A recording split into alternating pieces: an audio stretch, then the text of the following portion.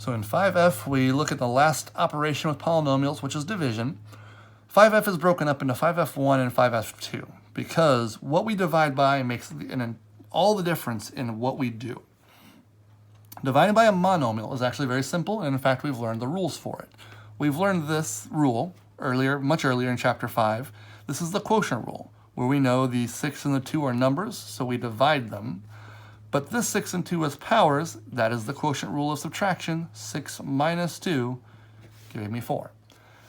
That's the only rule we really need to know to do division by a monomial, because even when we get a polynomial, multiple terms on top, if we're dividing by a single term, right, that's the key, monomial, all we do is we split apart the fraction into a bunch of individual fractions, each one over that single monomial denominator, and then we reduce each one.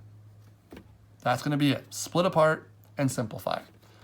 So even if, with this first example, it's not written as a fraction, but you see it as this thing divided by a monomial, a single term, we can go right to the step. We can go right to the step of each term, 24x to the 5th over 4x cubed, minus 40x to the 4th over 4x cubed, plus 6x to the 3rd over 4x cubed.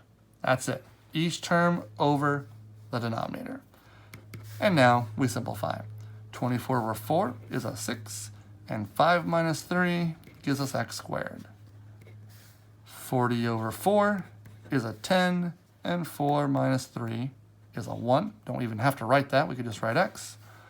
And then plus, now here, 6 and 4 don't reduce nicely, don't divide nicely. It does reduce. 6 over 4 would be 3 over 2 reduced. But notice also the x cubes cancel each other out. 3 minus 3 is 0. There's no x's. So that's just 3 halves. And that's it. That's all we're going to do. Split apart, simplify. You'll have no like terms, and you'll be done. And one more example here. Looks more involved, but it's still a single term, still a monomial. So, all right, each term over that monomial.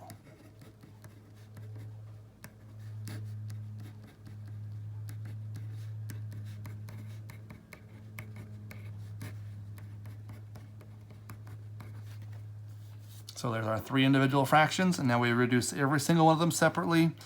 4 over 4 cancels. 6 minus 5 is just x to the 1st. Now here, notice, it's y over y squared. Y to the 1st over y to the 2nd. 1 minus 2 is negative 1. And we're going to keep that there for the moment. Let's just do that. Just do the rule. 1 minus 2 is negative 1.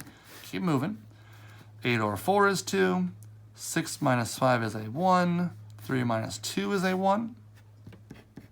12 over 4 is a 3. Now here, 3 minus 5, that's going to be a negative 2. 3 minus 5 is negative 2.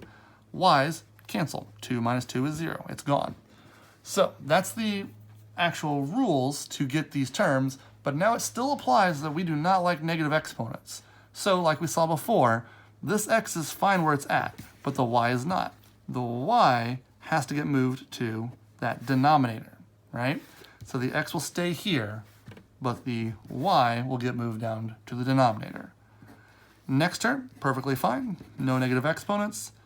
Last term, the 3 is good. This negative 2 is only on that x, right? There's no parentheses giving me that it applies to more.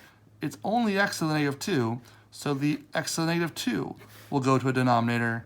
So 3 will stay up top, but x will get moved to have a positive 2 for an exponent. And then that thing right there, that's all we're going to do with this. Separate and simplify, and we're done.